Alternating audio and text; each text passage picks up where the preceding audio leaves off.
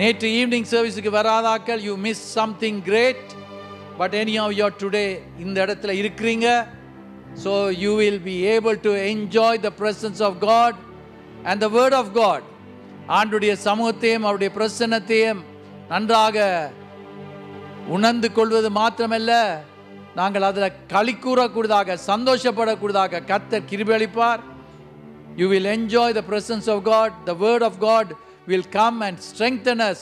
நேற்று எங்களுக்கு தேவனுடைய வார்த்தையை ரெவரண்ட் ஜோன் அண்ட் பிலிப் அவர்கள் கொண்டு வரும் வேளையில் it energized us. எங்களுக்கு ஒரு புது உயிரை தருகிறது, புது பலனை தருகிறது என்ற தேவனுடைய வார்த்தை. நான் எப்பொழுது சொல்லுவது என்னென்று சொன்னால், ஆன்டிபயோட்டிக்கை 10 நாளுக்கு டாக்டர் தந்து 5 நாள்லேயே சுகமாகிட்டு நிப்பாட்டினா வருத்தம் கூடிடும். சர்ச்சுக்கு வந்து போட்டு வராமல் விட்டா எனக்கு சொல்ல தெரியாது என்னண்டு. ஆனால் நீங்கள் தேவனுடைய வீட்டுக்கு வரும் வேளையில் கர்த்தர் பெரிய காரியங்களை செய்கிறவராக இருக்கிறார். இந்த சாட்டர்டே மார்னிங் நீங்கள் இந்த சர்வீஸில் வந்து பங்கு பெற்ற ஒவ்வொருவருக்கும் நன்றி சொல்லும் மனமாக ஒருவருக்கு ஒருவர் நல்ல கரங்களை தட்டி சந்தோஷமாக எல்லாரையும் உற்சாகப்படுத்துவோம். இன்றைக்கு ட்ரம்ஸ் எப்படி இருந்தது? Wow! Come here Caleb, come here running, come running here. I am so happy. என்ற பேரன் அடி என்று அடிச்சு பீட்டுக்கு நல்லா ப்ளே பண்ணார். I love him.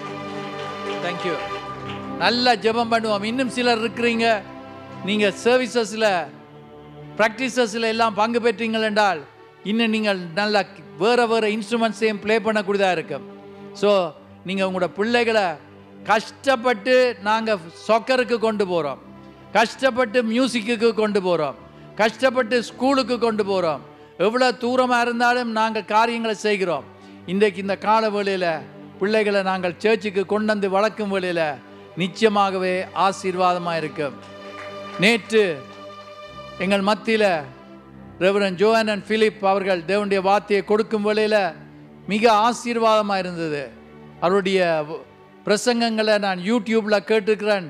ஆனால் நேரடியாக நேற்று தான் முதல் தடவையாக கேட்டேன். அதற்கு பின்பதாக ஜெபம் பண்ணும் வேளையில் சிலருக்கு ஜெபம் பண்ண அவர் தண்ட பாட்டுக்கு போய் ஜெபம் பண்ணார். நான் பார்த்தேன் சில காரியங்கள் எனக்கு தெரியும், ஆனால் அவருக்கு தெரியாது. ஆனால் கர்த்தருடைய ஆவியானவருக்கு ஒன்றுமே மறவில்லை. கர்த்தர் வல்லமையான முறையில் அவர் எடுத்து உபயோகித்ததுக்காக கர்த்தருக்கு ஸ்தோத்திரம். இன்னும் அதிகமான நேரத்தை எடுக்க விரும்பவில்லை. சியோன் தேவாலயம், இலங்கையில் இருக்கிற சியோன் தேவாலயத்தின் பிரசிடென்ட்டும் சீனியர் பாஸ்டருமாக அவர் இருக்கிறது உண்மையாக ஒரு சந்தோஷம். ஒரு சபையில் பல கிளை சபைகள் அங்கே இருக்கிறது. more than 35 சர்ச்சஸ் எல்லாத்தையும் சூப்பர்வைஸ் பண்ணி பார்த்து கொள்ளுகிற ஊழியக்காரன் இந்த நாட்களில் எங்களோடு இருப்பது எங்களுக்கு மிகவும் சந்தோஷம். என்னுடைய அம்மாவுடைய தம்பியுடைய மகன். So is my cousin. I am so happy to have him minister in our home the church. எங்களுடைய தாய் சபையில் வந்து தேவனுடைய வார்த்தையை கொடுப்பது எனக்கு மிகவும் சந்தோஷம். So let's all stand and welcome God's servant this morning. உற்சாகமாக நீங்கள் எவ்வளவுக்கு உற்சாகமாக வரவேற்கிறீங்களோ அவ்வளவுக்கு அவ்வளவு பெரிய காரியங்கள் நடக்கும். God bless you. Amen. எல்லாரும் கண்களை மூடினவர்களாக அவருடைய பிரசன்னத்திலே நாம் நிற்கின்றோம் என்பதை புரிந்து கொண்டு அவருடைய பரிசுத்த ஸ்தலத்திலே இந்த காலையிலே நாம் வந்திருக்கிறோம். கர்த்தருடைய ஆவியானவர் எங்கே உண்டோ அங்கே விடுதலை உண்டு என்று வார்த்தை சொல்லுகிறது. ஆகவே இந்த நாளிலே கர்த்தர் நிச்சயமாகவே எங்களை விடுதலையாக்கி கர்த்தர் நிச்சயமாகவே எங்களை நடத்த அவர் வல்லமையுள்ள தேவனாகவே இருக்கிறார். அவர் வல்லமையுள்ள தேவனாகவே இருக்கிறார். சத்தமா சொல்லுங்க, அவர் வல்லமையுள்ள தேவனாகவே இருக்கிறார். ஹல்லேலூயா, ஹல்லேலூயா, ஹல்லேலூயா, ஹல்லேலூயா. கையை தட்டி ஓ கர்த்தருடைய ஆவியானவர் 2-3 பேர் நாமத்தினாலே எங்கே கூடுகிறார்களோ அவர்கள் மத்தியிலே இருப்பேன் என்று வாக்கு பண்ணின அதே ஆண்டவர். ஓ இந்த நாளிலே ஹல்லேலூயா, ஹல்லேலூயா. நன்றி இயேசுவே, நன்றி. நீர் மாத்திரம் போதும், நீர் மாத்திரம் போதும், நீர் மாத்திரம் போதும் எனக்கு. சொல்லுங்க கரங்களை உயர்த்தி, நீர் மாத்திரம் எல்லாரும் நீர் மாத்திரம் நீர் மாத்திரம் போதும் எனக்கு. இன்னொரு விஷயம் சொல்லுங்க, நீர் மாத்திரம் போதும். அவர் மட்டுமே நீர் மாத்திரம் போதும், நீர் மாத்திரம் போதும் எனக்கு. யெகோவா ஈரே தந்தையாம் தெய்வம், நீர் மாத்திரம் போதும் எனக்கு. யெகோவா ராஃபா சுகம் தரும் தெய்வம், உன் தாழ்வுகளால் சுகமானோ. யெகோவா ஷம்மா என் கூட இருப்பீர், என் தேவையெல்லாம் சந்திப்பீர். நீர் மாத்திரம் போதும். கரங்களை உயர்த்தி எல்லாரும் நீர் உங்களுடைய சத்தம் உயரட்டும், உங்களுடைய சத்தம் உயரட்டும், உங்களுடைய சத்தம் உயரட்டும். சத்தத்தை உயர்த்தி, சத்தத்தை உயர்த்தி நீர் மாத்திரம் போதும்.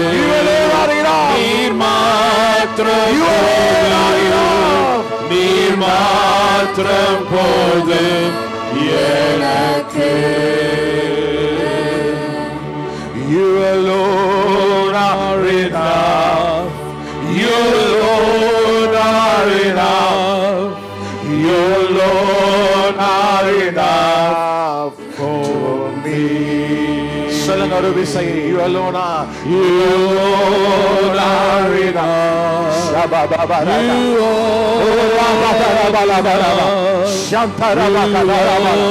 are enough for me. நீர் மாத்திரம் போதும் அப்பா, நீர் மாத்திரம் போதும். சொல்லுங்க வாய்களை திறந்து, நீர் மாத்திரம்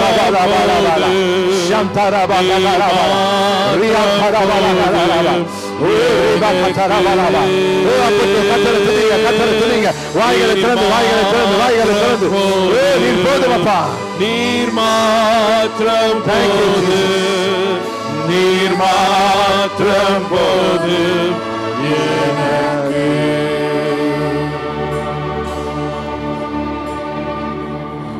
நீர் மாத்திரம் போதும். சொல்லுங்க உங்களுடைய நீர் மாத்திரம் போதும், நீர் மாத்திரம் போதும் எனக்கு.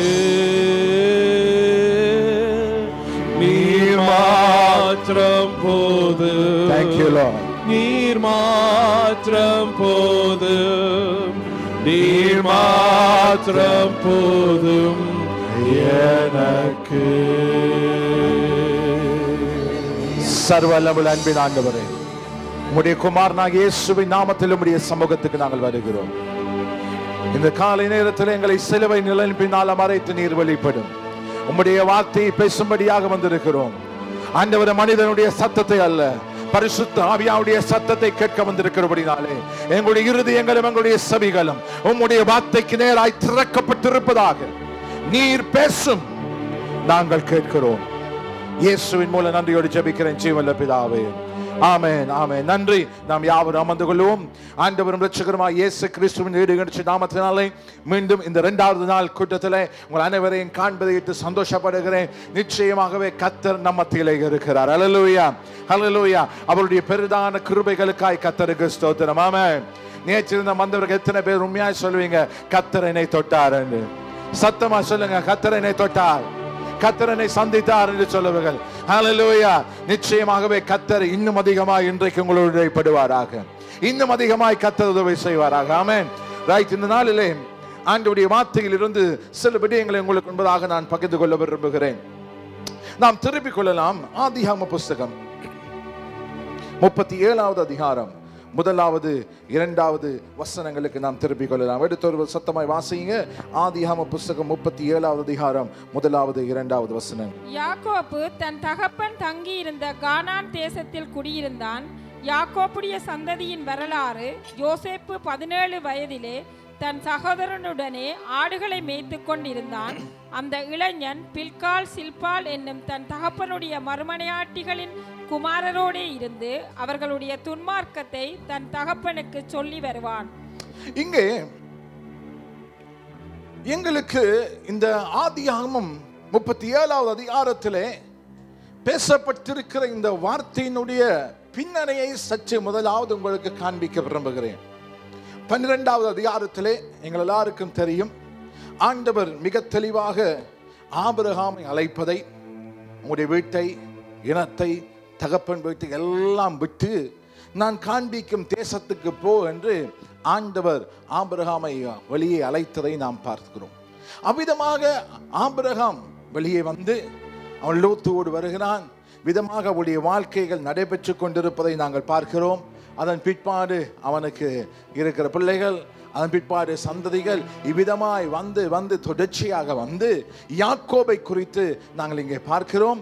இந்த 37வது அதிகாரத்தில் இந்த யாக்கோபு என்கின்ற மனுஷனை குறித்து சொல்லப்படுகிற பொழுது 2வது வசனம் மிக தெளிவாய் சொல்லுகிறது. யாக்கோபுடைய சந்ததியின் வரலாறு ஆரம்பிக்கிறது. ஒரு வம்சத்தினுடைய வரலாறு எழுதப்படுகிறது. ஆமென், ஆமென், சொல்லுங்க ஆமென். ஒரு சந்ததி, ஒரு வம்சத்தினுடைய வரலாற்றை எழுதுகிறது. ஆகவே கொஞ்சம் கற்பனை செய்து பாருங்க. ஒரு சந்ததியை குறித்து எழுதப்பட வேண்டும் என்றால், ஒரு வம்சத்தை குறித்து எழுதப்பட வேண்டும் என்றால் முதலாவது என்ன அவசியம்? ஒரு ஃபேமிலி ட்ரீ ஒன்று ட்ரா பண்ணணும்னா, ஃபேமிலி ட்ரீ ஒன்று எழுதணும்னா முதல் யார் வேணும்? சொல்லுங்க, யாரு வேணும்? ஒரு தகப்பன் வேணுமா இல்லையா? வேணுமா இல்லையா? ஒரு தகப்பன். சரி, முதலாவது தகப்பன். இரண்டாவது யாரு? அடுத்தது யாரை பற்றி சொல்லுவாங்க? தாயை பற்றி சொல்லுவாங்க. ரைட். அடுத்தது யாரு? பிள்ளைகள். எந்த பிள்ளை? கடைசி பிள்ளையா? நடு பிள்ளையா? என்ன, எந்த ஆர்டர்? ஏன் மூத்த பிள்ளை? ஏன் மூத்த பிள்ளை? அது ஒழுங்கு, அது ஆர்டர். மூத்த பிள்ளை, இரண்டாவது பிள்ளை, மூன்றாவது பிள்ளை, இது ஒழுங்கு. ஆகவே இங்கே யாக்கோபுடைய சந்ததி வரலாறு எழுதப்படுகிறது. ஆகவே யாக்கோபை குறித்து, அவனுடைய சந்ததி, அவனுடைய வம்சத்தை குறித்து எழுதுகிற பொழுது முதலாவது யாரு ஆரம்பிக்கணும்? சொல்லுங்க, யாரு? யாரு மூத்த பிள்ளை? யாக்கோபுடைய மூத்த பிள்ளை யாரு? யாரு? ரூபன். சத்தமா சொல்லுங்க, யாரு? ரூபன். அப்ப முதலாவது யாரு? ரூபனோடு ஆரம்பிக்கணும். ரைட். இரண்டாவது சிமியோன், லேவி, நாலாவது யூதா. இப்படி ஒவ்வொன்று பேர்களாக ஆரம்பிக்கணும். ஆனா நாங்க வாசித்த இந்த வேத வார்த்தையில மிக தெளிவாய் கவனமாய் திரும்ப பாருங்க. யாக்கோபுடைய சந்ததியின் வரலாறு என்று சொல்லிவிட்டு யாரோடு ஆரம்பிக்கிறது என்றால் யோசேப்பு 17 வயதிலே என்று ஆரம்பிப்பதை பார்க்கிறோம். முதலாவது பிள்ளையை பற்றி சொல்லல, இரண்டாவது பிள்ளையை பற்றி இல்லை, மூன்றாவது பிள்ளை அல்ல. நாம் எல்லாம் துதி துதி துதி முன்னுக்கு போகணும் என்று சொல்லுகிற நாலாவது பிள்ளையாகிய யூதாவோடும் ஆரம்பிக்கவில்லை. அந்த நேரத்தில் கடைசி பிள்ளையாக இருந்த யோசேப்புடைய பெயரோடு தான் அவனுடைய சந்ததியின் வம்ச வரலாறு எழுதப்படுகிறது. அருமையான தேவனுடைய பிள்ளைகளே, இன்றைக்கு நாம் யாருக்கும் கணக்கிலே எடுக்கப்படாதவர்களாக இருக்க முடியும். நாங்கள் வேண்டாதவர்களாக இருக்க முடியும், தேவையற்றவர்களாக இருக்க முடியும், பிரயோஜனமற்றவர்களாக இருக்க முடியும். ஆனாலும் எங்கள் மீது கர்த்தருடைய கண்கள் வைக்கப்பட்டிருக்குமாக இருந்தால் கர்த்தர் எங்களை உயர்த்தி மேன்மையாக நடத்த அவர் வல்லமை உள்ள தேவனாகவே இருக்கிறார். யாக்கோபு கடைசி பிள்ளை, யோசேப்பு கடைசி பிள்ளைதான். யாக்கோபு செல்ல பிள்ளைதான், குடும்பத்தில் முக்கியமானவன் இல்லதான். ஆனாலும் கர்த்தர் கர்த்தர் யோசேப்பிலே ஒரு பெரிய நோக்கத்தையும் பெரிய தரிசனத்தையும் பெரிய திட்டத்தையும் வைத்திருந்தபடினால அவனுடைய சந்ததி எழுதுகிற பொழுது ஆண்டவர் முன்னே கொண்டு வருகிறார். ஒழுங்குகள் எப்படியும் இருக்கட்டும், முறைகள் எப்படியும் இருக்கட்டும், கர்த்தர் ஒருவனை உயர்த்த வேண்டும் என்றால் அது கர்த்தர் செய்து முடிப்பார். ஹல்லேலூயா, ஹல்லேலூயா. எகிப்து தேசத்துக்கே பிரதம மந்திரியாக்கி எகிப்துக்கே ஒரு அதிபதியாக உருவாக்கி கர்த்தர் அவனை மேன்மையாக நடத்தினார். என கருமையான தேவனுடைய பிள்ளைகளே, இன்றைக்கு நான் நீங்களும் யோசேப்பை போல இருக்கலாம், ஒரு மூலையில இருக்கலாம், கடை பிள்ளைகளாக இருக்கலாம், பிரயோசனமற்றவர்களாக இருக்கலாம், பலனற்றவர்களாக இருக்கலாம், தாளந்து இல்லாதவர்களாக இருக்கலாம், ஒன்றுமில்லாதவர்களாக இருக்கலாம், பணம் இல்லாதவர்களாக இருக்கலாம், சொத்து இல்லாதவர்களாக இருக்கலாம், மற்றவர்களாலே புறக்கணிக்கப்பட்டவர்களாக இருக்கலாம். ஆனால் இந்த காலையில நான் ஒன்றை சொல்ல விரும்புகிறேன். கர்த்தருடைய கண்களும் கர்த்தருடைய திட்டமும் கர்த்தருடைய நோக்கமும் உங்கள் மீது இருக்கிறபடியினாலே நிச்சயமாகவே யோசேப்பை உயர்த்தின அதே ஆண்டவர் உங்களை உயர்த்த அவர் வல்லமையுள்ளவராகவே இருக்கிறார். ஹல்லேலூயா, ஹல்லேலூயா. இந்த யோசேப்பை குறித்து பார்க்கிற பொழுது அவன் மிகப்பெரிய ஒரு அதிபதியாக இருந்தான். ஆனா இந்த யோசேப்பு அவ்விதமாக வருகிற முன்பதாக அவனுடைய வாழ்விலே 3 குணாதிசயங்களை இந்த காலையில நான் மிக வேகமாக காட்டி கொடுக்க விரும்புகிறேன். எங்கள் எல்லாருக்கும் யோசேப்பை போல அதிபதியா வரணும், யோசேப்பை போல கர்த்தர் நம்ம உயர்த்தணும், எங்களை மேன்மைப்படுத்தணும், அது எல்லாருக்கும் விருப்பம். ஆண்டவர் ஆசீர்வதிக்கணும் விருப்பம். ஆனால் அப்படிப்பட்ட நிலைக்கு வருவதற்கு முன்பதாக யோசேப்பிடத்திலே காணப்பட்ட சில குணாதிசயங்களை காட்டி கொடுக்க விரும்புகிறேன். இந்த குணாதிசயங்கள் என்னுடைய வாழ்விலும் உங்களுடைய வாழ்விலும் இருக்குமாக இருந்தால் யோசேப்பை உயர்த்தின ஆண்டவர் உங்களையும் உயர்த்த அவர் வல்லமையுள்ள தேவனாக இருக்கிறார். ஹல்லேலூயா. முதலாவது யோசேப்பிடத்திலே காணப்பட்ட குணம் என்றால் இந்த 37வது அதிகாரம் 2வது வசனத்தினுடைய கடைசி பகுதியை திரும்பவும் வாசிங்க. 2வது வசனத்தினுடைய கடைசி பகுதி. அந்த இளைஞன் பில்கால் சில்பால் என்னும் தன் தகப்பனுடைய மறுமனை ஆட்டிகளின் குமாரரோடே இருந்து அவர்களுடைய துன்மார்க்கத்தை தன் தகப்பனுக்கு சொல்லி வருவான். இங்கே முதலாவது எண்ணத்தை காண்பிக்க விரும்புகிறேன் என்றால் யோசேப்பிடத்தில் காணப்பட்ட ஒரு குணாதிசயம் என்ன தெரியுமா? உண்மைத்துவம். எல்லாருமா சொல்லுங்க, உண்மைத்துவம். சத்தமா சொல்லுங்க, உண்மைத்துவம். இந்த யோசேப்பிடத்திலே உண்மைத்துவம் இருந்துச்சு.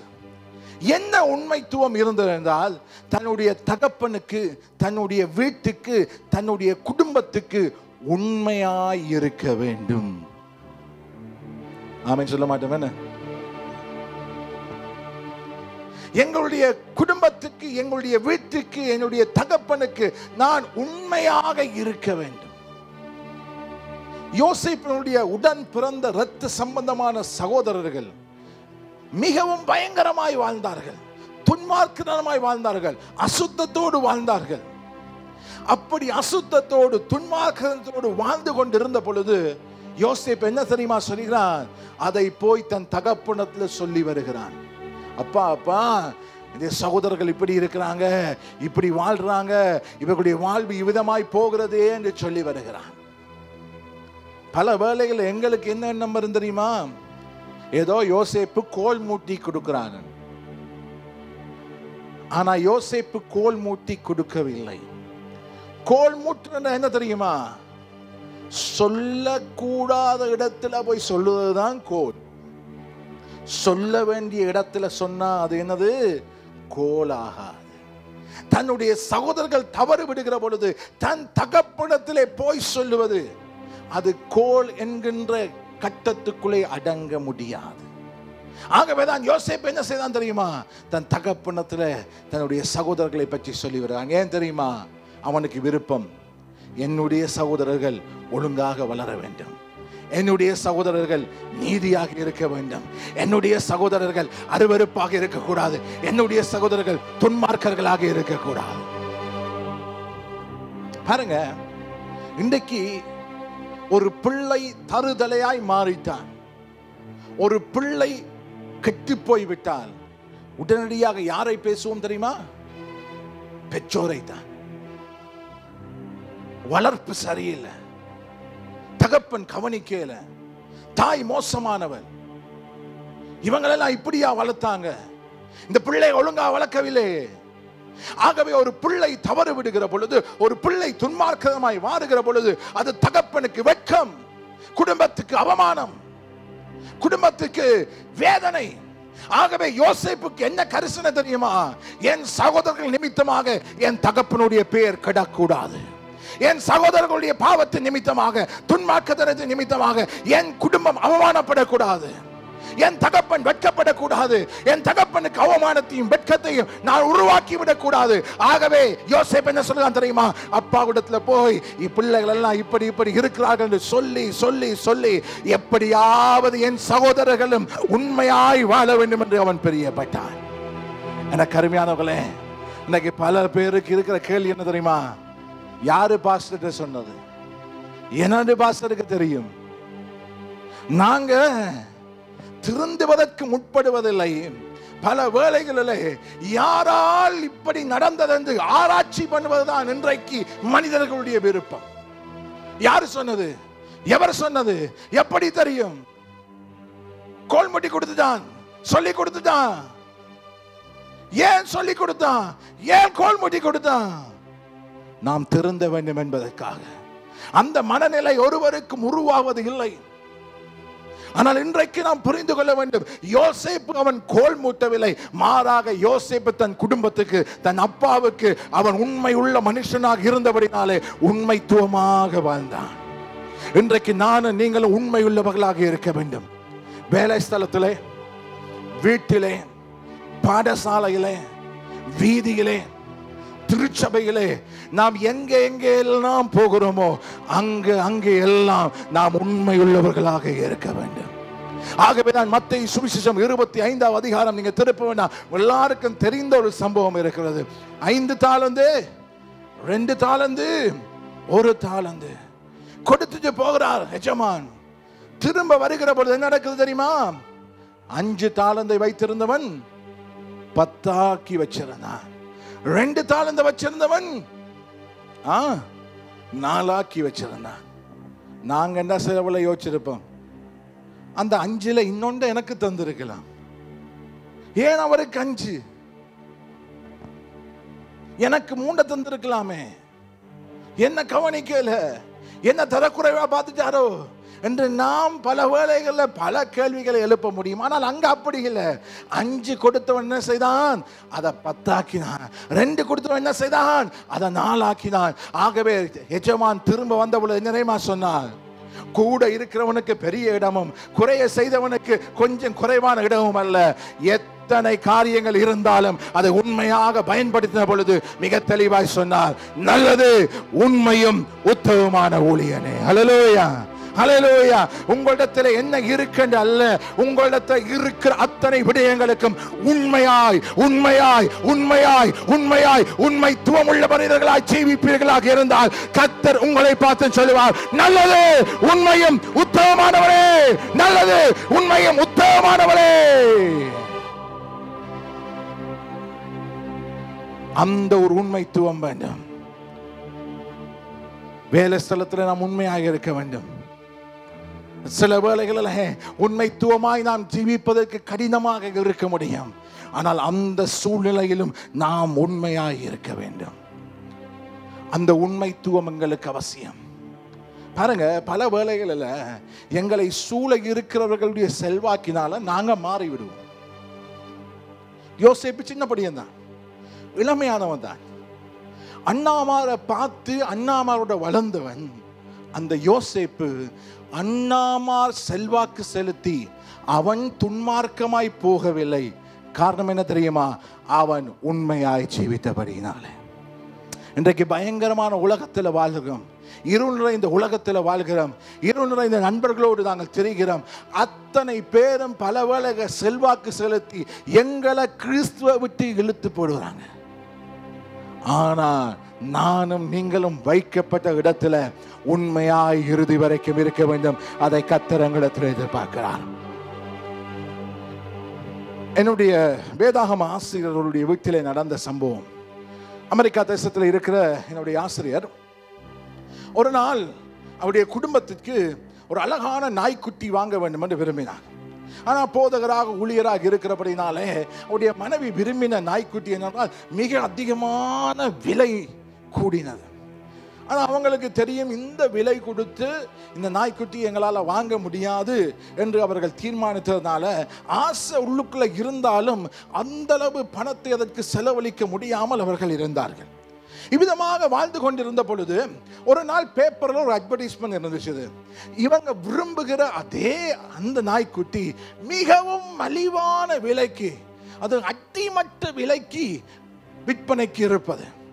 சந்தோஷத்தோடு அந்த இடத்தை நோக்கி போனார்கள். ஒரு பெரிய பண்ணை, எல்லா விதமான மிருகங்கள் அந்த இடத்துல இருக்கிறது. அந்த பேப்பர் அட்டை காட்டி அவங்க சொன்னாங்களாம், இந்த நாய்க்குட்டியை வாங்க வந்திருக்கிறான். அவங்க சொன்னாங்க, நேர தொங்கல்ல பின்னால போங்க, அங்க கோழி கூடு இருக்கு, அதுக்குள்ள அந்த நாய் இருக்கு. போறாங்க போறாங்க போறாங்க, ஏக்கர் கணக்கான வளவு. அவர்கள் போய் போய் போய் பார்த்தா கோழி குஞ்சுகள் சேவல்கள் எல்லாம் உலாவுற கூட்டத்தில் இந்த 2 நாய்க்குட்டி பக்கத்தில் இருந்துச்சு. அதில் உண்டி அவர்கள் அழகாய் எடுத்து பார்த்து சந்தோஷப்பட்டு இதை நாங்கள் வாங்குவோம் என்று சொல்லிட்டு அதை கொண்டு வந்து வருகிறார்கள். கொண்டு வந்து முன்னால வந்து அவங்களுக்கு இன்னும் டவுட், நம்பவே முடியல, இந்த விலைக்கெல்லாம் இந்த நாய் வரவே வராது. ஆகவே திரும்பவும் வந்து கேட்குறாங்க, இதுதானா விலை? அவங்க சொன்னாங்க, ஆமா இதுதான். சந்தோஷத்தோடு அதை பே பண்ணி அவங்க வீட்டுக்கு கொண்டு வந்துட்டாங்க. வீட்டுக்கு கொண்டு வந்து இரவு நித்திரைக்கு போய் விட்டார்கள். அதிகாலை 3 மணிக்கு திடீரென்று சேவல் கூவுற சத்தம் கேட்டுச்சு. சேவல் கூவுற சத்தம் கேட்டுச்சு. அப்ப நினைச்சாங்க, ஏதோ வெளியில என்னவோ கூவுது. கொஞ்ச நேரத்தால் இன்னும் அதிக சத்தமாய் சேவல் கூவிச்சது. ஐயோ, வீட்டுக்குள்ள பதறி அடிச்சு 2 பேரும் எழும்பி என்ன சத்தம் என்று தேட போனார்கள். போய் பார்த்தா என்ன நடந்துச்சு தெரியுமா? அவர்கள் ஆசையாக அழகாக வாங்கிட்டு வந்த அந்த நாய்க்குட்டி தான் என்ன செய்யுது தெரியுமா? சேவலை போல கூவுது. காரணம் என்ன தெரியுமா? அது பிறந்ததுல இருந்து கோழிகளோடு சேவல்களோடு வாழ்ந்ததுனால நான் நாய் குறைக்க வேண்டும் என்று அதுக்கு தெரியல. நான் குறைக்க வேண்டும் என்று அதற்கு தெரியவில்லை. இந்த கோழிகளும் இந்த சேவல்களும் அதிக செல்வாக்கு செலுத்தினதுனால அந்த கோழிகள் செல்வாக்குகள் நிமித்தமாக இது நினைச்சது, நானும் ஒரு கோழிதான், நானும் ஒரு சேவல் தான் என்று அது கூவ ஆரம்பித்து விட்டது. இன்றைக்கு நானும் நீங்களும் பல வேளைகளை இதே மாதிரி தான் இருள் நிறைந்த துன்மார்க்கமான உலகத்தில் வாழ்கிறோம். எங்களை சூழ இருக்கிறவர்களும் பல வேளைகளை எங்களை இன்ஃப்ளூயன்ஸ் பண்ணி நாங்கள் நாய் என்றதை மறந்து இன்றைக்கு நாங்கள் சேவல் போல கூவித்திருக்கிறோம். ஆனால் இந்த காலை வேளையில நாம் தெளிவாய் புரிந்து கொள்ள வேண்டும், நாங்கள் சேவல்களை போல கூவ அல்ல, நாய்களை போல குறைக்க கர்த்தர் நம்மை அழைத்திருக்கார். ஏனென்றால் கர்த்தர் எங்களை எப்படி அழைத்தாரோ, எப்படி எங்களை வச்சிருக்கிறாரோ அதே போல நாம் வாழ வேண்டும். மற்றவர்களுடைய செல்வாக்கு எங்களை மாற்ற முடியாது. மற்றவர்களுடைய வார்த்தை, மற்றவர்களுடைய கலாச்சாரம், மற்றவர்களுடைய செயல்கள், மற்றவர்களுடைய நடவடிக்கைகள் எங்களை ஒருபோதும் கிறிஸ்துவை விட்டு தூரமாய் போக பண்ண முடியாது. நானும் நீங்களும் உண்மையாக கர்த்தருக்காய் ஜீவிப்போமாக இருந்தால் இறுதி வரைக்கும் கர்த்தருக்காக வாழ முடியும். ஆகவே இன்றைக்கு எங்களுக்கு உண்பதாக யோசேப்பு ஒரு சவால் என்ன தெரியுமா? அவன் உண்மை உள்ள மனுஷனாக இருந்தான். இன்னைக்கு எத்தனை பேர் நாங்க உண்மையா இல்லை?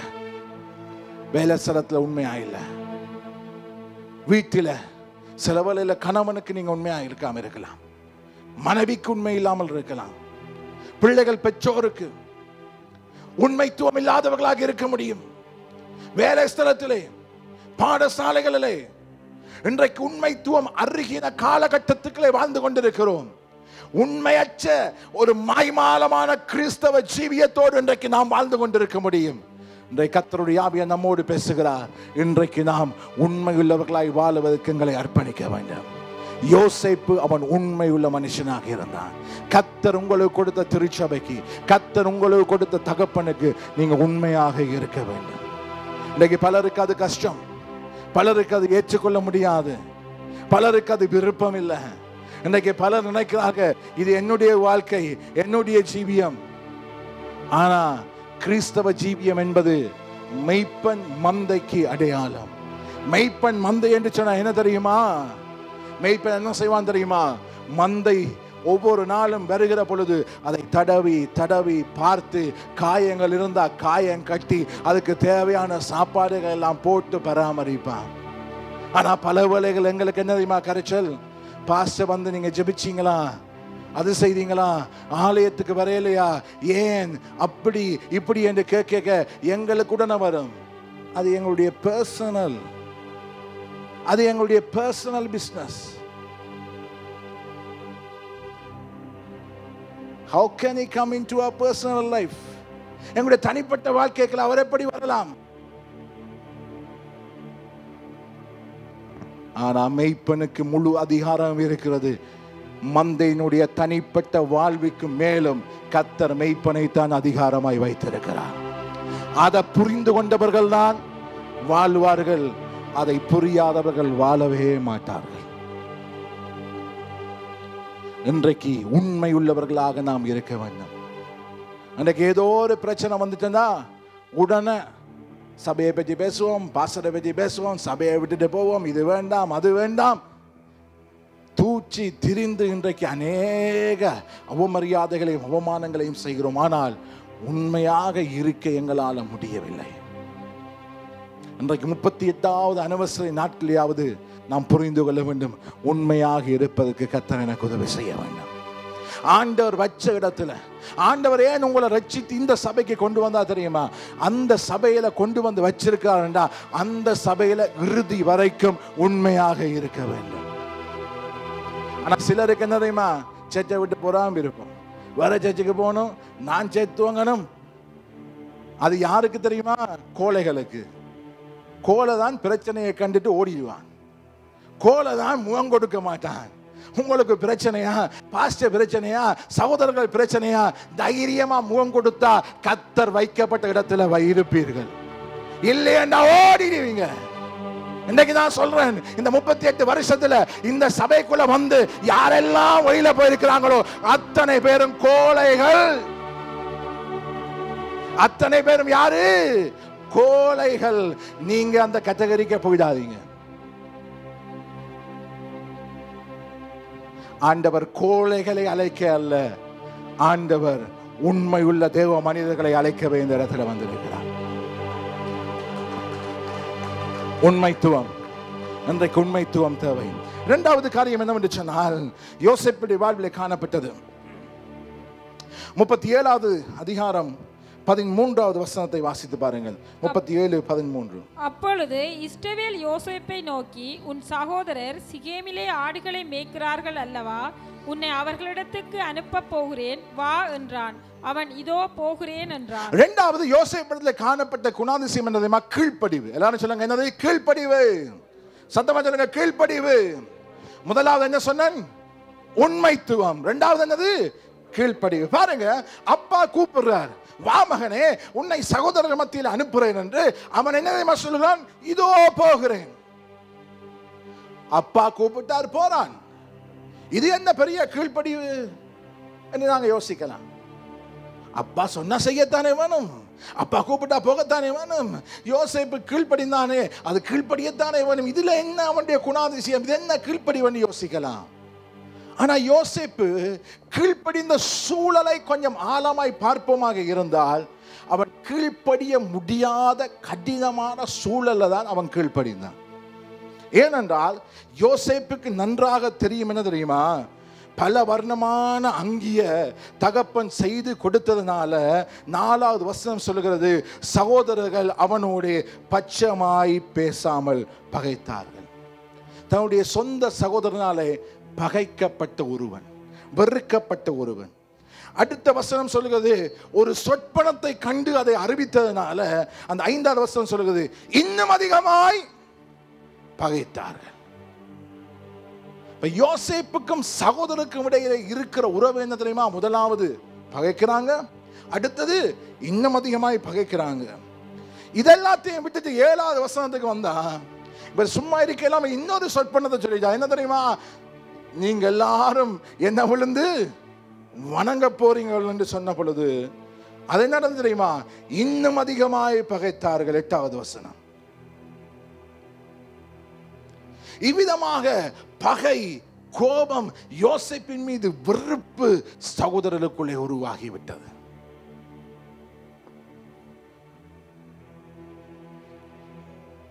நீங்க கதைக்காத ஒருவர், நீங்க பிரைஸ் லார்ட் சொன்னா திரும்பிட்டு போற ஒருவர், சுகம் இல்லாம வியாதிப்பட்டிருந்தா, சர்ச்சுக்கு வரையிலேண்டா, நீங்க போய் சுகமா இருக்கிறீங்களான்னு கேட்க மனம் வருமா? மனம் வருமா? இல்ல. அவர் என்ன திரும்பி பார்க்கிறதும் இல்ல. பிரைஸ் லார்ட் கூட சொல்ற இல்ல. ஏன் நான் போகணும்? ஏன் கவனிக்கணும்? ஏன் பார்க்கணும்? யோசேப்பின் சூழல் இதுதான். சகோதரர்கள் கதைப்பதில்லையே, சகோதரர்கள் பச்சமாய் பேசுவதில்லையே, சகோதரர்கள் பகைக்கிறார்கள், இன்னும் அதிகமாய் பகைக்கிறார்கள், இன்னும் அதிகமாய் பகைக்கிறார்கள். என் மீது அவ்வளவு கோபத்தோடும் கொலைவரியோடு பகையோடும் இருக்கிறவர்களிடத்துல நாம் போய் சும்மா இருக்கிறீங்களான்னு கேட்கலாமா? இல்ல. அப்பாவுக்கும் தெரியும், யோசேப்புக்கும் தெரியும், நான் போவது சாத்தியம் இல்லை, கடினம். ஆனால் அந்த கடினமான சூழலிலும் அவன் சொன்னான், அப்பா நீங்க சொல்றீங்க, நான் போகிறேன். அதுதான் கீழ்ப்படிவு. கீழ்ப்படிய முடியாத என்ன தகுந்த காரணங்கள் இருந்தால், யோசேப்பு அப்பாவுக்கு தெளிவாச்சுங்க, அப்பா இதெல்லாம் இருக்கு நான் போகலான்னு சொன்னா அப்பா சொல்லிப்பார், ஓம் மகனை நீ போக தேவையில்லை, நீ போனா உனக்கு ஏதாவது நடக்கும், பேசாம இரண்டு அவர் சொல்லியே இருப்பார். தகுந்த காரணங்கள் முன்னுக்கு இருந்தாலும் தகுந்த காரணங்களை முன்வைக்கவில்லை. தகுந்த காரணங்களை விட யோசேப்பு கீழ்ப்படிவே பெரிதாய் பார்த்தான். இன்றைக்கு எங்களுடைய வாழ்க்கையில தகுந்த காரணங்கள் முக்கியமல்ல, தகுதியான எண்ணங்கள் முக்கியமல்ல. கர்த்தர் எங்களிடத்தில் என்ன எதிர்பார்க்க தெரியுமா? கீழ்ப்படிவை எதிர்பார்க்கிறார். யோசேப்பு அதான் இது, கீழ்ப்படிந்தான். அவன் சொன்னான், இதோ நான் போகிறேன். சரி போகிறான். 14வது வசனம். அப்பொழுது அவன், நீ போய் 15, 16 வாசிங்க. அப்பொழுது ஒரு மனிதன் அவன் வெளியில் வழி தப்பி திரிகிறதை கண்டு, என்ன தேடுகிறாய் என்று அவனை கேட்டான். அதற்கு அவன், என் சகோதரரை தேடுகிறேன், அவர்கள் எங்கே ஆடு மேய்க்கிறார்கள் சொல்லும் என்றான். சரி, அப்பா சீகேமுக்கு போ என்று சொல்லிட்டார். சீகேமுக்கு வருகிறான்.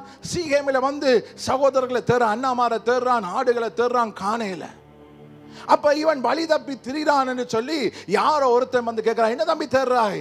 அவன் சொல்றான், ஐயா நான் என்னுடைய சகோதரர்களை தேடுறேன், அவங்களை காணையில, எங்கே என்று தெரியல என்று சொன்ன பொழுது அடுத்த வசனம் என்ன தெரியுமா சொல்லுது?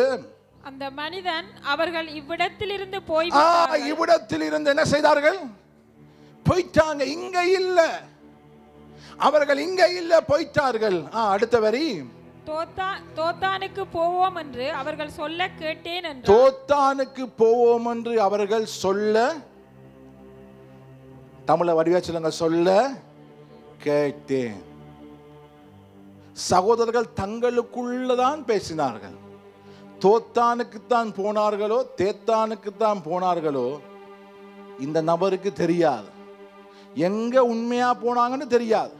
அவங்க பேசுறத மட்டும் கேட்டான். உண்மையில இங்கதான் போனாங்கன்னு அடிச்சு சொல்ல முடியல. யோசேப்பு இப்போவாது யோசிச்சிருக்கலாம், அப்பா சீகேமுக்கு தானே போக சொன்னார், வந்துட்டேன், சீகேமில் அவங்கள இல்லை, இந்த ஆள் சொல்லுது தோத்தான் இருக்கிறான். அங்க போனாங்களோ போகலையோ தெரியல. ஏன் வீண் சிரமம், ஏன் வீண் பம்பு? ஏற்கனவே பகைக்கிறாங்க. ஒருக்கா அப்பாட சொல்லுக்காவது வந்துட்டேன், திரும்பி போவோம் என்று அவன் போயிருக்கலாம். ஆனால் போகல. தோத்தானுக்கும் போய் தேடி தேடி அவர்களை கண்டுபிடித்தான். இதுதான் யோசேப்பின் கீழ்ப்படிவின் ஆழம். இன்றைக்கு கர்த்தர் எங்களிடத்தில் அந்த கீழ்ப்படிவை எதிர்பார்க்கிறார். எரேமியா தீர்க்கதரிசியின் புத்தகத்திலே ஒரு அழகான கீழ்ப்படிவின் சம்பவம் இருக்கிறது. வாசித்து பாருங்கள், திருப்பிக் கொள்ளலாம். எரேமியா 35வது அதிகாரம் முதல் 14 வசனங்களையும் பார்க்கிற பொழுது அங்கே அழகான ஒரு கீழ்ப்படிவின் சம்பவம் இருக்கிறது. நாங்கள் பார்க்கலாம். வாசிங்க பார்க்கலாம். 35வது அதிகாரம் 2வது வசனத்தை வாசிங்க. நீ ரேகாபியருடைய வீட்டுக்கு போய் அவர்களோட பேசி அவர்களை கர்த்தருடைய ஆலயத்தின் அறைகளில் ஒன்றிலே அழைத்து வந்து அவர்களுக்கு திராட்சை ரசம் குடிக்க கொடு என்றார். தீர்க்கதரிசியாகிய எரேமியா ஆண்டவனாலே வல்லமையாய் பயன்படுத்தப்பட்ட தேவ மனுஷன், அவனுக்கு ஒரு வார்த்தை வருகிறது. அந்த ரேகாபின் புத்திரரை எல்லாம் கூட்டிக் கொண்டு போய் ஆலயத்தில் வச்சு ஒரு அறையில வச்சு அவர்களுக்கு திராட்சை ரசம் குடிக்க கொடு. ஆகவே இந்த தீர்க்கதரிசி என்ன செய்கிறான்? போகிறான், போய் ரேகா புத்திரர் எல்லாம் கூட்டிட்டு வருகிறான். எங்க கூட்டிட்டு வரார்? சேர்ச்சுக்கு கூட்டிட்டு வரார். சேர்ச்சில் ஒரு ரூமுக்குள்ள அவங்களெல்லாம் விட்டு திராட்சை ரசம் நிரம்பின பாத்திரங்கள் எல்லாம் வச்சு திராட்சை ரசத்தை குடியுங்களோ என்று தீர்க்கதரிசி சொல்லுகிறார். அந்த நாட்களில் திராட்சை ரசம் குடிப்பது அதிக, அதாவது பெரிய பாவமா இருக்கையில், ஏனென்றா திருமணங்கள் அதெல்லாம் திராட்சை ரசங்கள் குடிச்சாங்க. சரி, இப்ப திராட்சை ரசம் குடிங்கன்னு சொன்ன பொழுது இவங்க என்ன தெரியுமா சொன்னாங்க? இந்த வார்த்தையை வாசிச்சு பாருங்க, 6வது வசனம். கர்த்தருடைய ஆலயத்திலே பிரபுக்களுடைய அறை 6 அதற்கு அவர்கள் திராட்சரசம் குடிக்கிறதில்லை, நாங்கள் திராட்சரசம் குடிக்கிறதில்லை. ஏனென்றால் ரேகாபின் குமாரன் ஆகிய எங்களுடைய தகப்பன் யோனதாப் நீங்கள் பரதேசிகளாய் தங்குகிற தேசத்தில் நீடித்திருக்கும்படிக்கு நீங்களும் உங்கள் பிள்ளைகளும் என்றென்றைக்கும் திராட்சரசம் குடியாமலும். மிக தெளிவாக தீர்க்கதரிசிக்கு சொல்லுகிறாங்க. என்ன தெரியுமா? எங்கள் தகப்பனாகிய யோனதாப் சொல்லி இருக்கிறார், நாங்க திராட்சரசம் குடிக்க கூடாது. தீர்க்கதரிசி தானே தருகிறார், ஆலயத்தில் தானே தாராங்க. அவனுடைய தகப்பன் யோனதாப் செத்து எத்தனையோ வருடங்கள் ஆகிவிட்டது. அந்த மூதாதையுடைய வார்த்தையை கேட்கணுமா? அதெல்லாம் போயிட்டு, இதெல்லாம் ஓல்ட் ஃபேஷன், இதெல்லாம் பழைய பிரசங்கம், இதெல்லாம் பழைய காரியம் என்று நினைச்சு அவங்க திராட்சை ரசத்தை குடிச்சிருக்கலாம். ஆனாலும் என்ன தெரியுமா சொன்னார்கள்? எங்கள் மூதாதையராகிய யோனதாப் சொன்ன வார்த்தையின்படி நாங்கள் குடிப்பது இல்லை. உயிரோடு இல்லை. என்றைக்கோ சொன்ன தகப்பன் வார்த்தையை கனம் பண்ணி அவர்கள் சொன்னார்கள், நாங்கள் அப்பாவுக்கு மூதாதையருக்கு கீழ்ப்படுகிறோம். கீழ்ப்படிந்ததுனால என்ன விளைவு தெரியுமா? அநேக காரியங்கள் சொல்ல, இதை மட்டும் சொல்லிட்டு முடிக்கிறேன். 14வது வசனம். திராட்சரசம்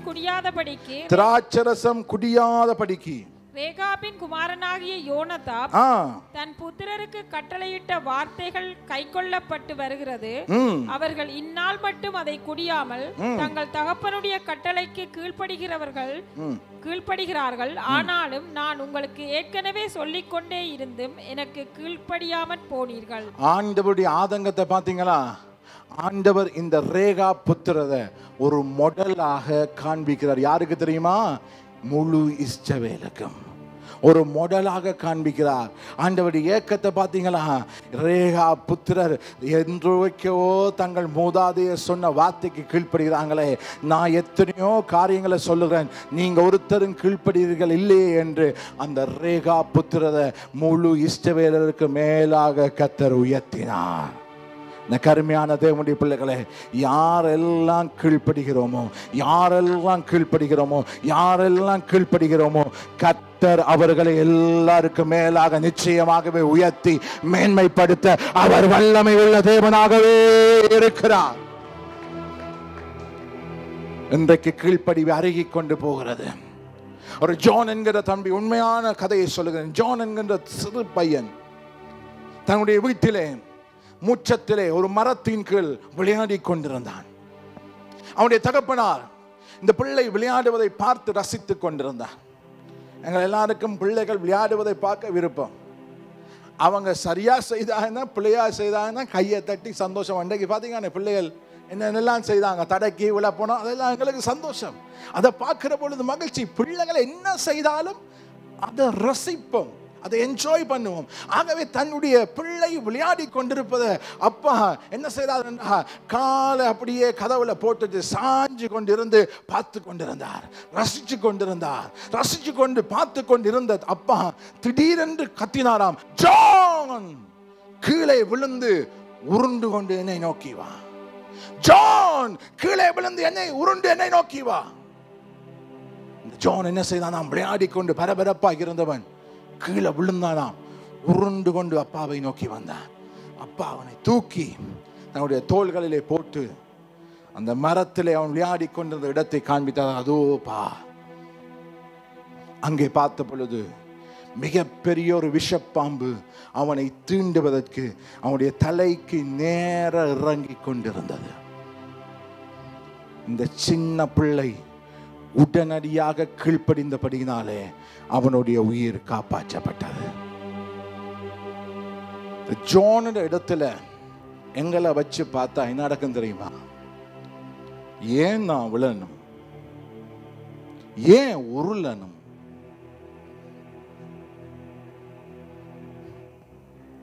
இன்னொரு கொஞ்சம் இப்பதான் துவங்கினேன், இன்னொரு விளையாடிட்டு வரேன். தாமதம் பண்ணி இருந்தால், கேள்வி கேட்டுக் கொண்டிருந்தால், அலட்சியப்படுத்தி கொண்டிருந்தால் அவனுடைய உயிர் போயிருக்கும். இன்றைக்கும் எங்களுடைய வாழ்விலே எத்தனையோ கேள்விகள், கேள்வி கேட்டு கேட்டு பழகிட்டு. ஏன் கேள்வி கேட்கணும்? ஏன் அறியணும்? சிலருக்கெல்லாம் அறியணும் விருப்பம். ஏன் அறியணும்? ஏன் கேள்வி கேட்கணும்?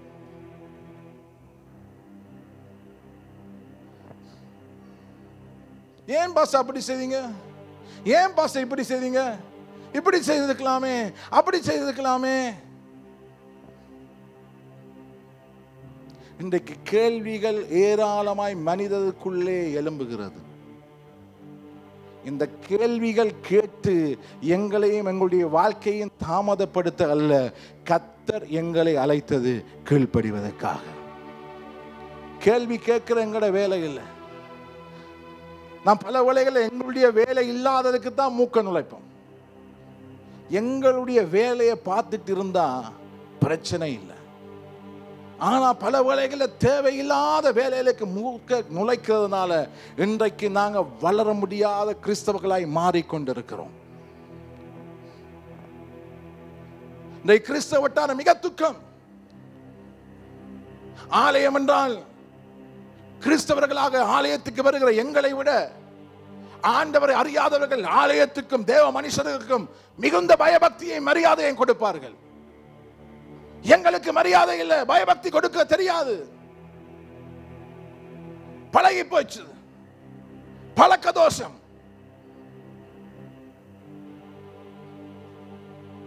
இந்த கருமையான தேவனுடைய பிள்ளைகளே, இந்த கர்த்தர் உடைப்படுகிறார். நாம் கீழ்ப்படிய அழைக்கப்பட்டவர்கள். அந்த கீழ்ப்படிவின் குணாதிசயம் எங்களுக்குள்ளே இருக்க வேண்டும். பல வேளைகளோடு சொல்லுவேன், church is not a democracy, but church is theocracy. திருச்சபை மக்கள் ஆட்சியும் அல்ல, திருச்சபை அது தெய்வீக ஆட்சி.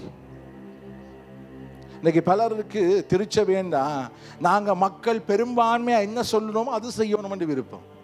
ஆண்டவர் இங்க பெரும்பான்மை பார்க்கறே இல்ல, ஆண்டவர் அபிஷேகத்தை தான் பார்க்கிறார். ஆண்டவர் ஒரு மனுஷனை அபிஷேகித்து ஒரு மனுஷனை வச்சிருக்கிறார் என்று சொன்னா, அபிஷேகம் பாருங்க எப்படி இறங்கிச்சுன்னு தெரியுமா? அது ஆரோனுடைய சிரசின் மேல ஊற்றப்பட்டு அவன் தாடியில வலிஞ்சு அவன் உடலெல்லாம் வருகுது. கர்த்தருடைய செயல் அதுதான். ஒரு மனுஷனை கர்த்தர் தெரிவு செய்தா அந்த மனுஷனை அபிஷேகித்தார் என்றா அந்த ஒழுங்குல தான் கீழே வரணும். அதுதான் ஒழுங்கு, அதுதான் ஒழுக்கம். ஆனா இன்றைக்கு எங்களுக்கு என்ன பெரும்பான்மை சொல்றது, மற்ற சர்ச்சில் அப்படி, இந்த சர்ச்சில் அப்படி, இவ்விதமாக கேள்வி கேட்டு கேட்டு கேட்டு பல குழப்பங்களை உருவாக்குகிறோம். ஆனால் இன்றைக்கு நாம் புரிந்து கொள்ள வேண்டும், கர்த்தர் எங்களை அழைத்தது கீழ்ப்படிய மட்டும்தான். நீங்க உங்களுடைய வேலையை செய்தா கர்த்தர் தன்னுடைய வேலையை செய்வார். அவனுக்கு என்ன வேலையோ அதை கொடுத்துட்டு மற்றவனுடைய என்ன வேலையில நாங்க மூக்கு நுழைக்க கூடாது. கீழ்ப்படிந்தான் இரண்டாவது காரியம். மூன்றாவது காரியம் என்ன தெரியுமா? ஆதியாகமம் 39வது அதிகாரம், ஆதியாகமம் 39வது அதிகாரம் 12வது வசனம் 12. அப்பொழுது அவள் அவனுடைய வஸ்திரத்தை பற்றி பிடித்து என்னோடே சயனி என்றாள். அவனோ தன் வஸ்திரத்தை அவள் கையிலே விட்டு வெளியே ஓடி போனான். அழகான வாலிபன் யோசேப்பு. இந்த வாலிபன் யோசேப்பின் மீது போத்திபாருடைய மனைவிக்கு எப்படியாவது விழுத்தணும் விழுத்தணும் விழுத்தணும் என்று பார்த்து பார்த்து பார்த்து பார்த்து ஒரு நாள் என்ன செய்தாங்க? அம்பிட்டான். எப்படி அம்பிட்டான்? 11வது வசனத்தை வாசிங்க. இப்படி இருக்கும்போது ஒரு நாள் இப்படி இருக்கும் பொழுது ஒரு நாள் அவன் தன் வேலையை செய்கிறதற்கு வீட்டுக்குள் போனான். தன் வேலையை செய்கிறதுக்கு வீட்டுக்குள்ள போனான். சும்மா போகல, ஜொலி பண்ண போகல, தனக்கு பணிக்கப்பட்ட வேலையை செய்வதற்கு இவன் என்ன செய்தான்? வீட்டுக்குள்ள போனான். வீட்டு மனிதரில் ஒருவரும் வீட்டில் இல்லை. அப்ப இவன் வீட்டை போன பொழுது வீட்டு மனிதரில் ஒருத்தரும் இல்லை. அதனால என்ன செய்தால் அவள் பிடிச்சு என்னோட சயனி என்று சொல்லிட்டான். ஆனா யோசேப்பு என்ன செய்தான் தெரியுமா?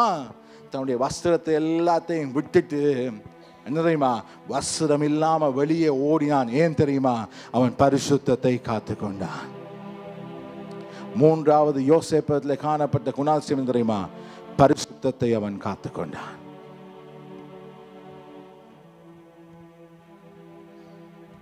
யோசேப்பு யோசிச்சிருக்கலாம், யாரும் வீட்டில் இல்லை, யாருக்கும் தெரியாது, அப்பாவும் இல்லை, சகோதரரும் இல்லை, அவங்க எங்கேண்டே தெரியாது, உயிரோடு இருக்கிறாங்களா தெரியாது, நான் தனிமையா இந்த இடத்துல இருக்கிறேன், உறவுக்காரரும் இல்லை. அந்த தனிமையின் நேரத்தில் அவன் தவறு விட்டு இருக்கலாம். ஆனால் தவறு விடவில்லை. ஒரு கற்பனை செய்து பாருங்க. ஒரு இடத்துல, ஒரு பட்டணத்துல ஒரு வீடு, அந்த வீட்டில் ஒரு பெண் தனிமையாக இருக்கிறாள். ஒரு வாலிபன் வந்துட்டு வெளியில ஓடி போறான். எப்படி? உடுப்பில்லாம. நிர்வாணமாக ஒரு வாலிபன் அந்த வீட்டில் இருந்து வெளியே ஓடிட்டு போனா அதை பல பேர் கட்டாயம் பார்ப்பார்கள். சூழ இருக்கிற அத்தனை பேரும் பார்ப்பார்கள். பார்த்தவங்க எல்லாம் என்ன சொல்லுவாங்க தெரியுமா? பார்த்தவங்க என்ன சொல்லுவாங்க தெரியுமா? என்ன சொல்லியிருப்பாங்க? யோசேப்பிட சம்பவத்தை வையுங்க. யோசேப்பு இந்த வீட்டுக்குள்ள இருந்து உடுப்பில்லாம ரோட்டால ஓடி போக எத்தனையோ கண்கள் யோசேப்பை பார்த்திருக்கும். பார்த்த அத்தனை பேரும் என்ன சொல்லியிருப்பார்கள்? என்ன சொல்லியிருப்பாங்க? என்ன சொல்லியிருப்பாங்க? யோசேப்பு இங்க பாரு, ஒரு ஸ்திரியோடு தவறு செய்துட்டு ஓடி போறான். சொல்றது சரியா பிள்ளையா? உடுப்பில்லாம போனதா நான் கண்டேன், நான் பார்த்தேன். இவன் ஓடின நான் கண்டேன், நான் பார்த்தேன். எனக்கு தெரியும், எனக்கு தெரியும், நான் கண்டேன், நான் சாட்சி. கண் கண்ட சாட்சி, திரள் திரளான சாட்சிகள்.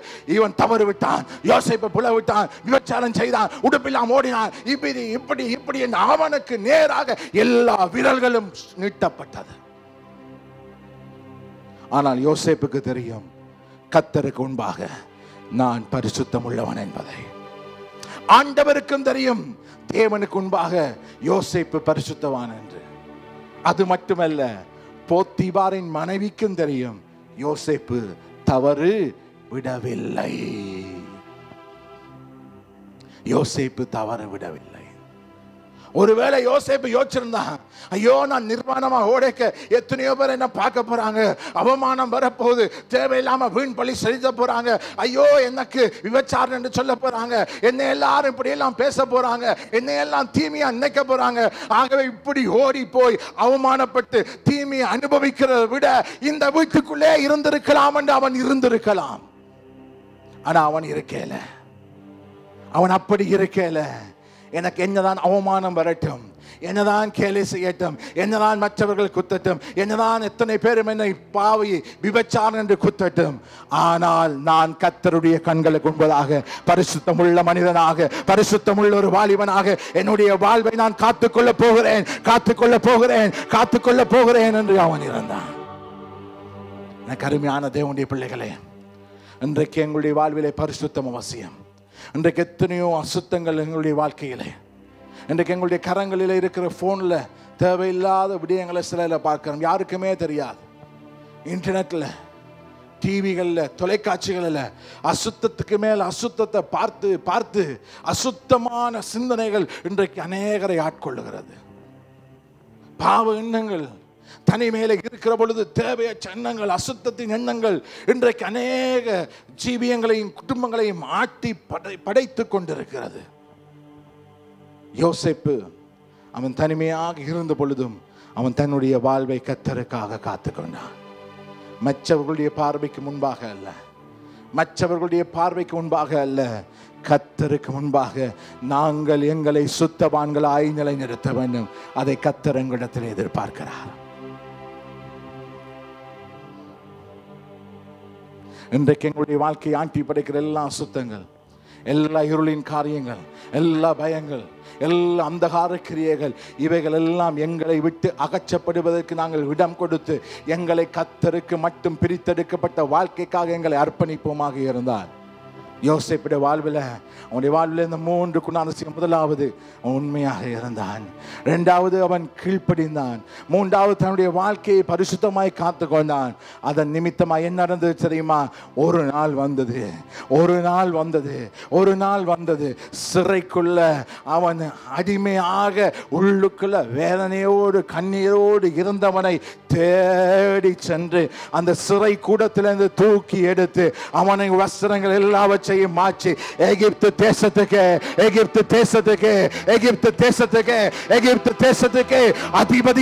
அதிபதியாக மாற்றின அதே ஆண்டவர் இன்றைக்கு உங்கள் மத்தியிலே உங்களை உயர்த்துவதற்கு, உங்களை மேன்மைப்படுத்துவதற்கு, உங்களை நடத்துவதற்கு அவர் வல்லமை உள்ளவராகவே இருக்கிறார். அவரால் ஆகாதது எதுவும் இல்லை. உண்மையாய் வாழுங்கள், கீழ்ப்படிவோடு இருங்கள், உடைய வாழ்க்கையை கர்த்தருக்காய் காத்துக் கொள்ளுங்கள். நிச்சயமாகவே கர்த்தர் உயர்த்துவார். பொன் விலையேற பெற்றது, பொன் பெருமதியானது, பொன் பளபளக்கிறது, ஜொலிக்கிறது, அது மின்னுற பொழுது எல்லாரும் வியந்து பார்க்கிறோம் பொன்னை. ஆனா அப்படி பொன் வருவதற்கு முன்பதாக அது பலத்த ப்ராசஸுக்குடாக போகும். அக்கினிக்குள்ள போட்டு புடமிட்டு புடமிட்டு புடமிட்டு புடமிட்டு புடமிட்டு புடமிட்டு அந்த பாதைக்குள்ளே ப்ராசஸுக்குள்ள போய் போய் போய் போய் அது வெளியே வருகிற பொழுதுதான் விலை உயர்ந்ததாகவும் பளபளக்கிறதாகவும் ஜொலிக்கிறதாகவும் எல்லா கண்களும் வியந்து பார்க்கத்தக்கதாக அந்த பொன் உயர்வானதாக இருக்கும். அருமையான தேவ பிள்ளைகளே, உங்களுடைய வாழ்வும் கர்த்தர் அனுமதிக்கிற, கர்த்தர் செலுத்துகிற ப்ராசஸ் கூடாக, பாதை கூடாக போங்க போங்க போங்க போங்க.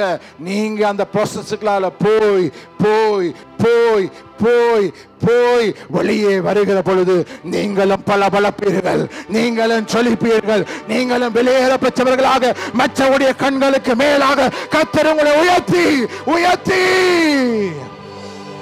மேன்மையாய் நடத்த வல்லமையுள்ள தேவனாக இருக்கிறார். அந்த உயர்வுக்கும் அந்த மேன்மைக்கும் அந்த பளபளப்புக்கும் அந்த வெளியேற பெற்ற நிலைக்கும் எங்களுக்கு விருப்பம். அந்த நிலைக்கு நாம் அடைய வேண்டும் என்றால் யோசேப்பின் இந்த 3 குணாதிசயங்கள் அவசியம்.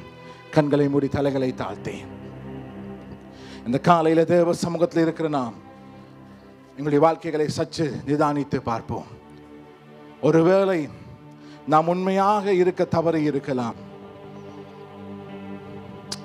உண்மைத்துவம் எங்களுடைய வாழ்விலே இல்லாமல் இருந்திருக்க முடியும். எங்களுடைய வீட்டிலே, வேலை ஸ்தலத்திலே, பாடசாலையிலே, திருச்சபையிலே உண்மையற்ற மனிதர்களாய் நாம் திகழ்ந்திருக்க முடியும். எங்களை சூழ இருக்கிற நண்பர்கள், உறவுகள், அவர்களுடைய செல்வாக்கினாலே இன்றைக்கு நாம் கிறிஸ்துவை விட்டு வழி விலகி போயிருக்கலாம். இன்றைக்கு கர்த்தர் எங்களிடத்தில் எதிர்பார்க்கிறார், அந்த சூழல்கள் எல்லாவற்றிலும் இருந்து விலகி இன்றைக்கு ஆண்டவரே உமக்கு முன்பாக உண்மையாக இருக்க நான் என்னை அர்ப்பணிக்கிறேன். கீழ்ப்படிவு. இன்றைக்கு பல வேளைகளை பல எதிர்பார்ப்பதில்லை. ஏன் கீழ்ப்படியணும்? கேள்விகள் கேட்டு இன்றைக்கு கீழ்ப்படிவை அலட்சியப்படுத்தி கொண்டிருக்கிறோம். ஆனால் கர்த்தர் இன்றைக்கு நம்மோடு பேசுகிறார், கீழ்ப்படி. 3வது பரிசுத்தம்.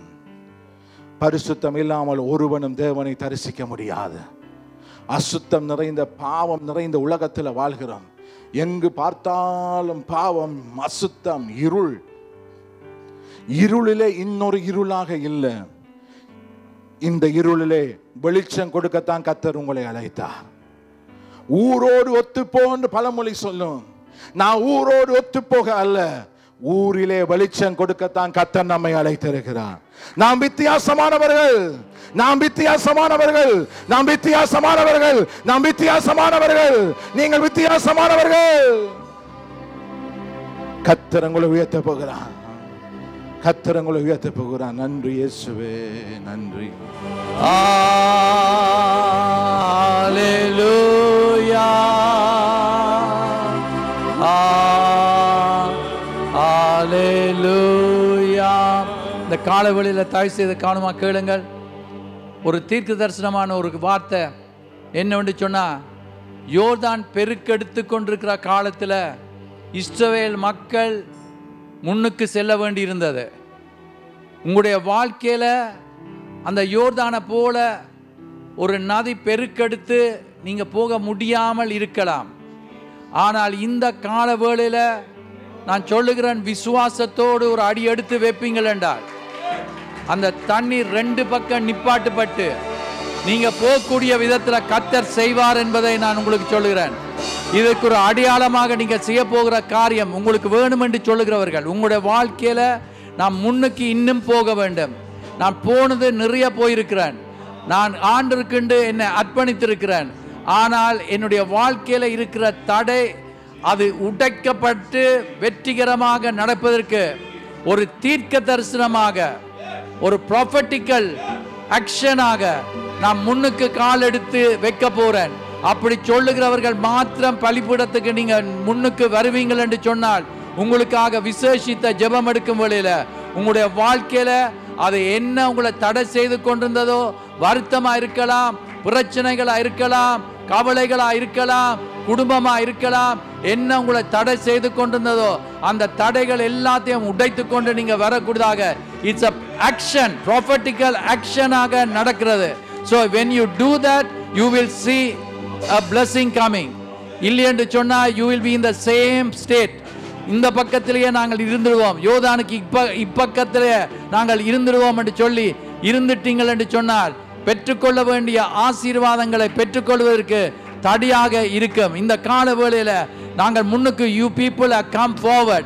It's a prophetical ஆக நீங்க தீர்க்க தரிசனமாக ஒரு முன்னுக்கு வந்து கொண்டிருக்கிறீங்க.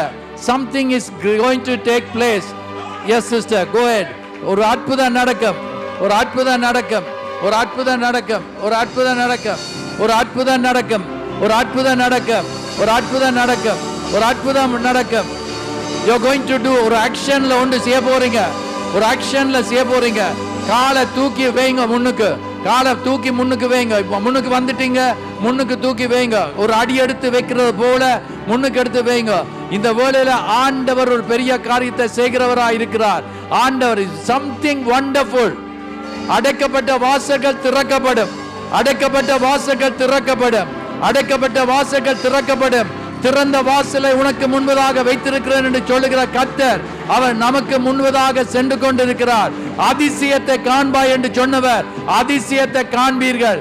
இந்த நேரத்தில் உங்களுக்கு ஒரு விடுதலை கிடைக்கிறது, உங்களுக்கு ஒரு ஆசீர்வாதம் வருகிறது. இந்த 38th anniversary-ல ஒரு blessing உங்களுக்கு வருகிறது. அப்படியே கரங்களை உயர்த்தி ஆண்டவருக்கு நன்றி சொல்ல ஆரம்பிங்க, கர்த்தருக்கு நன்றி சொல்ல ஆரம்பிங்க. யோர்தான் புரண்டு போகும், யோர்தான் புரண்டு போகும். நீங்க முன்னுக்கு செல்லக்கூடியதாக கர்த்தர் கிருபையளிக்கிறவராய் இருக்கிறார். Don't stop playing, don't stop playing, don't stop playing. In the name of Jesus, in the name of Jesus, in the name of Jesus, in the name of Jesus. Spiritual blessings, ஆவிக்குரிய ஆசீர்வாதங்கள், ஆவிக்குரிய ஆசீர்வாதங்கள்.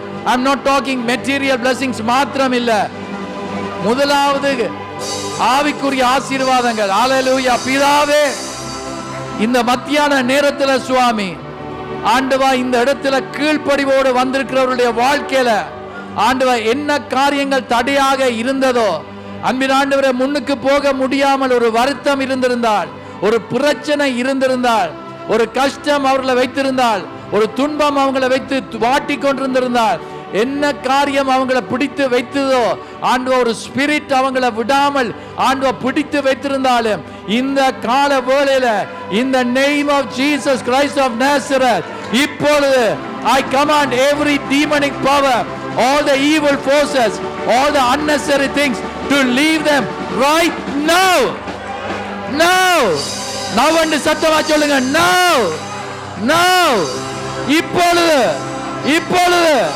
இப்பொழுது விடுதலை பெறுவீர்களாக இயேசுவின் நாமத்தினால இயேசுவின் நாமத்தினால இயேசுவின் நாமத்தினால. amen amen. God has done a miracle in your life. Don't be in the same place. ஒரே இடத்துல இருக்க மாட்டீங்க. You have to start moving forward.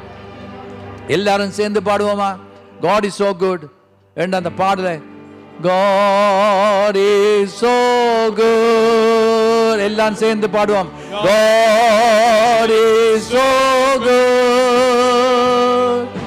God is so good.